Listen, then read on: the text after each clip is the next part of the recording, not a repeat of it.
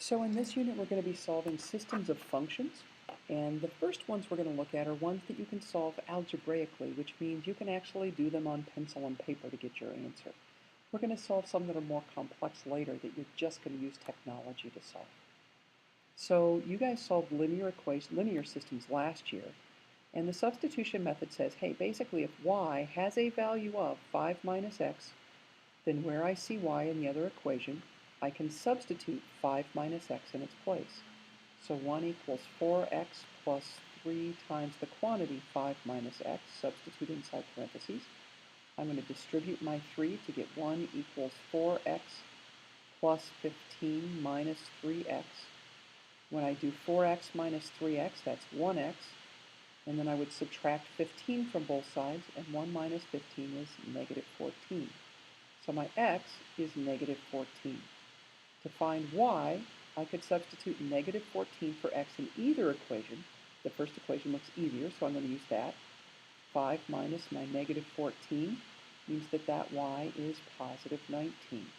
So if I graph these two lines, they intersect at the point negative 14, positive 19. I would encourage you to go on and get used to using Desmos.com because you will be using it for other things in this unit. So if I pull up Desmos.com, the screen looks like this. I'm going to go in and I'm going to type in y equals 5 minus x, and then I'm going to add another expression that's 1 equals 4x plus 3y. So I end up with these two lines, and when I check the point of intersection, it matches with my answer, which means I did that correctly. Now, to save time on the video, I'm not going to work through every problem on the note sheet. You can also borrow notes and copy the examples for additional examples. I am going to work through two of these, however. So y, again, has a value of 4x minus 2. So where I see y in the other equation, I'm going to substitute 4x minus 2 in its place. So 3x plus 2 times the quantity 4x minus 2 equals 18. Gives me 3x plus 8x minus 4 equals 18. 3x plus 8x is 11x. I would add 4 to get the constant to the right, and so equals 22. So x equals 2. And if x equals 2, y equals 4 times 2 minus 2, substituting for x in this equation, which is 8 minus 2, so y equals 6. I'm also not going to take time on the video to go back to Desmos.com, but I did do that when I solved these initially, just to double check that 2, 6 is the correct point, and it is. The elimination method, the idea, remember the word eliminate means to get rid of.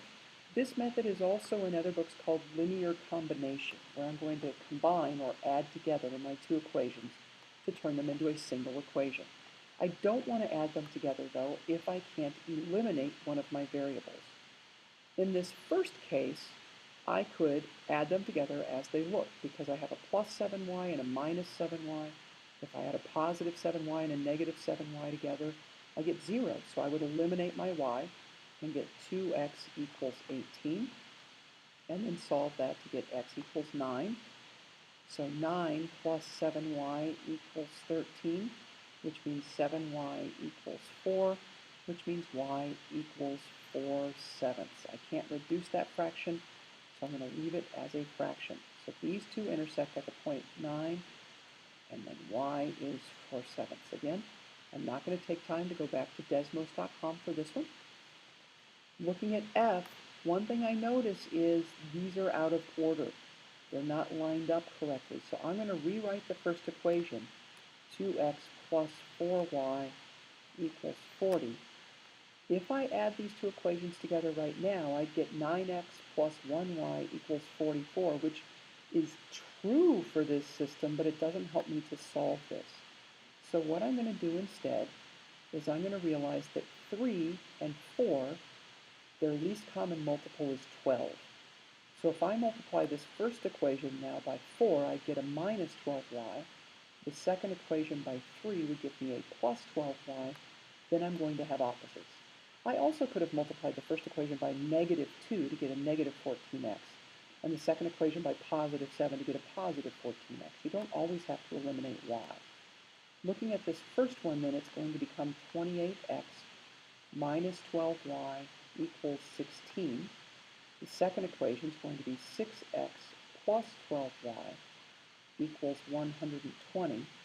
Then when I combine my equations, I have 34x equals 136, so x equals 4. Going back to one of my equations, this one to me looks easier to use. Doesn't matter. 2 times 4 plus 4y equals 40. So 8 plus 4y equals 40, which means 4y equals 32. So y equals 8. So these two intersect at the point 4, 8. Again, if you would like to borrow notes from me or from someone else, you can get example E. These systems of equations, systems of functions, but they're not both linear. In some cases, neither one is linear. So what I'm going to do is set these equal to each other, and I can do that because if I'm finding where these two intersect, this is like y equals this and y equals this, which is a lot like some of the other problems you did last year. When these intersect, they have a common x and y at that point. So I want to find where the y's are equal to each other. So I can say 3x squared minus 4x, and I meant to delete that, equals 8x minus 1. Because this is a quadratic equation, and it has x squared, x, and the constant, all three terms, I'm just going to get everything on the same side of the equation. So 3x squared, when I subtract 8x, this becomes minus 12x. Add 1, so plus 1 equals 0. This is not factorable, so then I'm going to go ahead and put this into the quadratic formula. If you remember the quadratic formula, x equals the opposite of b plus or minus the square root of b squared minus 4ac, and then this whole side is divided by 2a. And this is in the form ax squared plus bx plus c equals 0. That's the standard form of a quadratic equation. So a is the coefficient of my x squared term, b is the coefficient of my x term, and c is my constant. So x equals the opposite of b, so the opposite of negative 12 is positive 12, plus or minus the square root of, this is technically supposed to be negative 12 squared, but negative 12 squared is the same thing as 12 squared, and then I don't have to worry about the parentheses around it. Minus 4 times a, which is 3, times c, which is 1, all over 2 times a, so 2 times 3. This plus or minus means I have two different calculations I have to do. I have two different answers for x. So x equals 12 minus the square root of 132, which I get from 12 squared minus 4 times 3 times 1, all over 6. And x equals 12 plus the square root of 132, all over 6. When you punch this into your calculator, punch in 12 minus the square root of 132 equals before you hit divide by 6, or you're going to get the wrong answer. And since it says round to the nearest hundredth, this x to the nearest hundredth is 0.09, and this x to the nearest hundredth is 3.91. Now, when you were solving these last year, you were just trying to find the zeros of the function. And so you get an equation like this to begin with, not like this to begin with, and you solved, and these were your two solutions. It's different this year. You're not actually finding the zeros of the function, you're finding where the points of intersection are between these two functions. So now that I have x to find y, just like we did on the previous page, I'm going to plug this 0.09 in for x in one of my equations. My standing rule of thumb for you in this is going to be if one of them is linear, use that one to calculate your y with. So 8 times 0.09 minus 1, And this one, y equals 8 times 3.91 minus 1, which means this y is negative 0.28, and this y is 30.28. Now, my ordered pair, 0.09 and negative 0.28 for this one, and 3.91 and 30.28 for this one. To check my answers, we are going to put this one into Desmos.com. So to check my answers, I'm going to go to Desmos again and delete the equations I had in there from the last time I put something in and put these two in.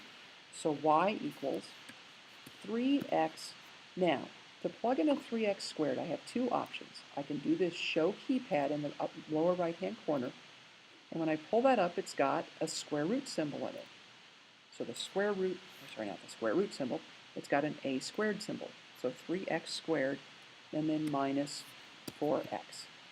The other option is that on your keyboard, above your 6, so you'd have to hit your shift key, it's got that up caret. So if I did 3x and then the up caret before the 2, it would type it in as 3x squared. And my second equation, y equals 8x minus 1. When I look at this, again, there are 2 points of intersection. The vast majority of the time on these there will be. Now notice, this is 0.09, which matches our x value, but it's negative 0.32 instead of negative 0.28 that we got. And the reason is they're actually calculating this with unrounded numbers for the y. This is the two decimal places what the y really is. Because we rounded the x and we used a rounded number to calculate the y, we introduced error into our calculation. But for right now, the math to keep the y unrounded and to calculate the x is a lot more complex than I want to be working with you at the moment. So our y value is going to be slightly off of what it is on Desmos for these. And that's okay, but the x should match perfectly. 3.91, 30.32, again the y is off a little bit because we introduced error into this. Now I'm going to stop the recording. You can get H from me or from another student.